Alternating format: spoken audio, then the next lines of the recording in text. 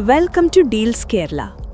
Middle ഈസ്റ്റിലെ സാഹചര്യം ഓരോ ദിവസവും പുതിയ വഴിത്തിരിവുകളിലേക്ക് നീങ്ങിക്കൊണ്ടിരിക്കുകയാണ്.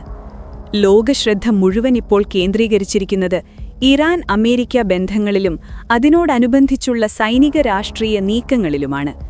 ഒരു വശത്തെ യുദ്ധം ശക്തമാകുമ്പോൾ മറുവശത്ത് ചർച്ചകളുടെ നിഴലും നിലനിൽക്കുന്നു.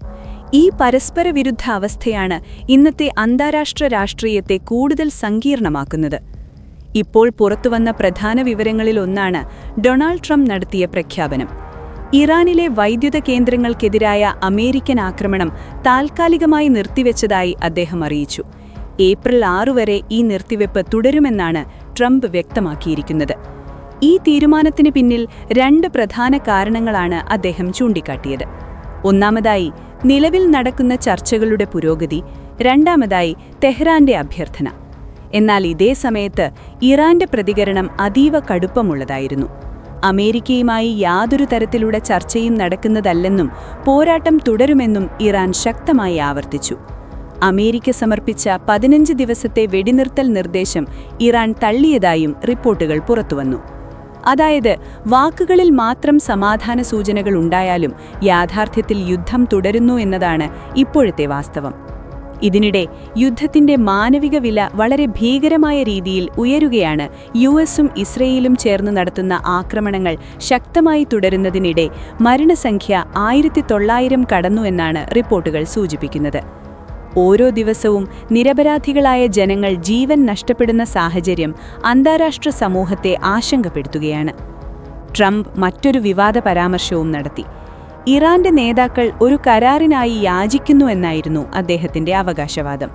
അതേസമയം ഹോർമൂസ് കടലിടുക്ക് കടക്കാൻ 10 എണ്ണ ടാങ്കറുകളെ ഇറാൻ അനുവദിച്ചുവെന്നും അദ്ദേഹം പറഞ്ഞു. എന്നാൽ ഈ അവകാശവാദങ്ങൾ ഇറാന്റെ ഔദ്യോഗിക നിലപാടുമായി പൊരുത്തപ്പെടുന്നില്ല. ഇവിടെ ശ്രദ്ധിക്കേണ്ട മറ്റൊരു പ്രധാന വ്യക്തിയാണ് ട്രംപിന്റെ ദൂതനായ സ്റ്റീവ് വിറ്റ്കോഫ്. അദ്ദേഹത്തിന്റെ പ്രതികരണം പ്രകാരം ഇറാനുമായി ചർച്ചകൾ തുടരുന്നുണ്ടെന്നും ഈ ചർച്ചകളിൽ പാകിസ്ഥാൻ മധ്യസ്ഥത വഹിക്കുന്നുണ്ടെന്നും പറയുന്നു. ഇത് ഈ വിഷയത്തിൽ പുതിയ ഒരു ജിയോ പൊളിറ്റിക്കൽ ആംഗിൾ തുറന്നുകാട്ടുന്നു. ഇതിനിടയിൽ ഗൾഫ് മേഖലയിലും സംഘർഷത്തിന്റെ പ്രതിഫലനം ശക്തമായി അനുഭവപ്പെടുന്നു. അബുദാബിയിൽ നടന്ന ആക്രമണം അതിന്റെ ഉദാഹരണമാണ്. ഈ ആക്രമണത്തിൽ കൊല്ലപ്പെട്ടവരിൽ ഒരാൾ ഇന്ത്യക്കാരനാണെന്ന വാർത്ത ഇന്ത്യയിൽ വലിയ ആശങ്കയ്ക്കിടയാക്കി. മറ്റൊരു മരിച്ച വ്യക്തി പാകിസ്ഥാൻ സ്വദേശിയാണ്. പരിക്കേറ്റവരിൽ ഒരാൾ കൂടി ഇന്ത്യക്കാരനാണ്. മറ്റു 2 പേർ UAE, ജോർദാൻ സ്വദേശികളാണ്. അബുദാബിയിലെ സ്വൈഹാൻ സ്ട്രീറ്റിൽ നടന്ന ഈ ആക്രമണം നിരവധി വാഹനങ്ങൾക്കും നാശനഷ്ടങ്ങളുണ്ടാക്കി. ആദ്യ റിപ്പോർട്ടുകൾ പ്രകാരം 3 പേർക്ക് പരിക്കേറ്റു എന്ന് അറിയിച്ചിരുന്നെങ്കിലും പിന്നീട് മരണവിവരങ്ങൾ കൂടി പുറത്തുവന്നു. ഇതേസമയം ഹോർമൂസ് കടലിടുക്കിന്റെ ഭാവിയെക്കുറിച്ചുള്ള ചർച്ചകൾ ശക്തമാകുകയാണ്.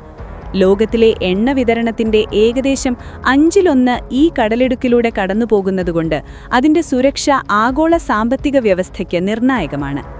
യുദ്ധം അവസാനിച്ചാൽ ഈ കടലിടുക്ക് വീണ്ടും തുറക്കാനുള്ള പദ്ധതികൾ ഇപ്പോൾ പല രാജ്യങ്ങളും ആലോചിക്കുന്നു.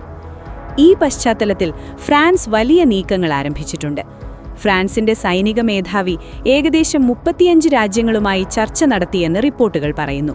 ഭാവിയിൽ കടലിടുക്ക് സുരക്ഷിതമാക്കാൻ വേണ്ടിയുള്ള അന്താരാഷ്ട്ര സഹകരണമാണ് ലക്ഷ്യം. ഫ്രാൻസ് പ്രസിഡന്റ് ഇമാനുവൽ മാക്രോൺ ഈ വിഷയത്തിൽ വ്യക്തമായ നിലപാടെടുത്തിട്ടുണ്ട്. ഏതൊരു നടപടിക്കും ഐക്യരാഷ്ട്രസഭയുടെ ചട്ടക്കൂട് ആവശ്യമാണെന്നും ഇറാന്റെ സമ്മതം കൂടാതെ യാതൊരു അന്താരാഷ്ട്ര ഇടപെടലും നടക്കരുതെന്നും അദ്ദേഹം പറഞ്ഞു. കൂടാതെ ഇൻഷുറൻസും ഷിപ്പിംഗ് സ്ഥാപനങ്ങളുമായും ആലോചനകൾ നടത്തേണ്ടതുണ്ടെന്ന് അദ്ദേഹം ചൂണ്ടിക്കാട്ടി.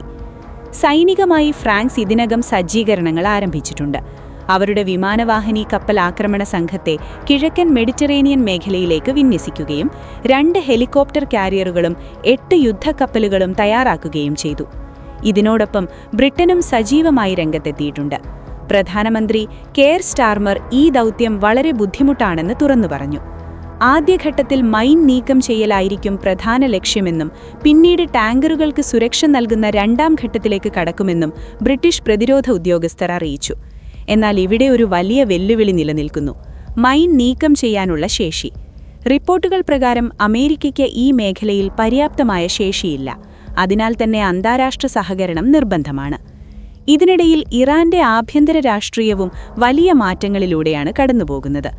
ഫെബ്രുവരി 28-ന് യുദ്ധത്തിന്റെ തുടക്കത്തിൽ ഇറാന്റെ സുപ്രീം നേതാവായ ആയത്തുള്ള അലി ഖാമേനി കൊല്ലപ്പെട്ടതോടെ അധികാര സന്തുലിതാവസ്ഥ മാറി. ഇപ്പോൾ റെവല്യൂഷണറി ഗാർഡുകൾക്ക് കൂടുതൽ നിയന്ത്രണം ലഭിച്ചതായി റിപ്പോർട്ടുകൾ പറയുന്നു.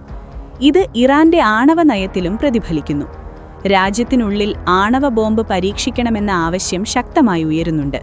കടുത്ത നിലപാടുള്ള വിഭാഗങ്ങൾ കൂടുതൽ ശക്തരാകുന്നതോടെ ഭാവിയിൽ ഈ വിഷയത്തിൽ വലിയ മാറ്റങ്ങളുണ്ടാകാനിടയുണ്ട്.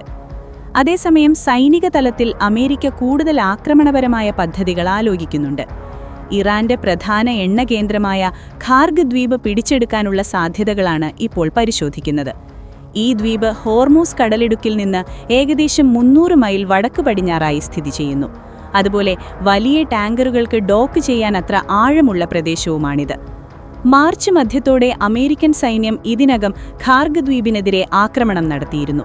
അവിടെയുള്ള സൈനിക ലക്ഷ്യങ്ങൾ പൂർണ്ണമായും നശിപ്പിച്ചതായി ട്രംപ് അവകാശപ്പെട്ടു. ഇനി എണ്ണ അടിസ്ഥാന സൗകര്യങ്ങളെയും ലക്ഷ്യമാക്കാൻ സാധ്യതയുണ്ടെന്ന് അദ്ദേഹം മുന്നറിയിപ്പ് നൽകി. കരസേനയെ ദ്വീപിലേക്ക് അയക്കണമോ എന്ന കാര്യത്തിൽ ഇപ്പോഴും അന്തിമ തീരുമാനം എടുത്തിട്ടില്ല. എന്നാൽ റിപ്പോർട്ടുകൾ പ്രകാരം US മറീൻ സേനയുടെ 2 സംഘങ്ങൾ ഈ മേഖലയിലേക്ക് എത്താനിരിക്കുകയാണ്. കൂടാതെ ആയിരക്കണക്കിന് വ്യോമസേനാന്യങ്ങളെ വിന്യസിക്കാനുള്ള പദ്ധതിയും പെന്റഗൺ തയ്യാറാക്കുന്നു. ഇതിനു പുറമെ സാങ്കേതികമായും അമേരിക്ക പുതിയ പരീക്ഷണങ്ങൾ നടത്തുകയാണ്. ക്രൂ ഇല്ലാത്ത ഡ്രോൺ സ്പീഡ് ബോട്ടുകൾ ഉപയോഗിച്ച് പട്രോളിംഗ് നടത്തുന്നതായി പെന്റഗൺ സ്ഥിരീകരിച്ചു. ഓപ്പറേഷൻ എപ്പിക് ഫ്യൂറി എന്ന പേരിൽ നടക്കുന്ന ഈ ദൗത്യം സജീവ യുദ്ധ സാഹചര്യത്തിൽ ഇത്തരം കപ്പലുകൾ ഉപയോഗിക്കുന്ന ആദ്യ സംഭവമാണിത്. ഈ ഡ്രോൺ കപ്പലുകൾ നിരീക്ഷണത്തിനും ആവശ്യമായാൽ ആക്രമണത്തിനും ഉപയോഗിക്കാം. കഴിഞ്ഞ വർഷങ്ങളിൽ ഇത്തരം സാങ്കേതിക വിദ്യകൾക്ക് നിരവധി തിരിച്ചടികൾ നേരിട്ടിരുന്നെങ്കിലും ഇപ്പോഴവ യുദ്ധരംഗത്ത് പ്രയോഗിക്കപ്പെടുകയാണ്. ഈ പശ്ചാത്തലത്തിൽ ഉക്രൈൻ നടത്തിയ സമാന നീക്കങ്ങളും ശ്രദ്ധേയമാണ്. റഷ്യയുടെ കറുത്ത കടൽ കപ്പലുകൾക്ക് വലിയ നാശം വരുത്താൻ ഉക്രൈൻ സ്ഫോടക വസ്തുക്കൾ നിറച്ച സ്പീഡ് ബോട്ടുകൾ ഉപയോഗിച്ചിരുന്നു. അതിനുശേഷമാണ് ലോകമെമ്പാടും ഇത്തരം സാങ്കേതിക വിദ്യകൾക്ക് കൂടുതൽ പ്രാധാന്യം ലഭിച്ചത്. ഇറാനും ഇതിനകം തന്നെ കടൽ ഡ്രോണുകൾ ഉപയോഗിച്ച് ഗൾഫിലെ എണ്ണ ടാങ്കറുകളെ ലക്ഷ്യമാക്കിയിട്ടുണ്ട്. കുറഞ്ഞത് 2 തവണ ഇത്തരം ആക്രമണങ്ങൾ നടന്നിട്ടുണ്ടെന്ന് റിപ്പോർട്ടുകൾ പറയുന്നു. ഇങ്ങനെ നോക്കുമ്പോൾ മിഡിൽ ഈസ്റ്റിലെ സംഘർഷം ഒരു സാധാരണ യുദ്ധമല്ല. അത് സൈനിക, സാങ്കേതിക, രാഷ്ട്രീയ, സാമ്പത്തിക മേഖലകളെ ഒരുപോലെ ബാധിക്കുന്ന ബഹുമുഖ പ്രതിസന്ധിയായി മാറിക്കൊണ്ടിരിക്കുകയാണ്. ഒരു വശത്ത് സമാധാന ചർച്ചകൾ, മറുവശത്തെ യുദ്ധസജ്ജീകരണങ്ങൾ. ലോകം ഇപ്പോൾ കാത്തിരിക്കുന്നത് ഒരു നിർണായക തിരിഞ്ഞുമാറ്റത്തിനാണ്.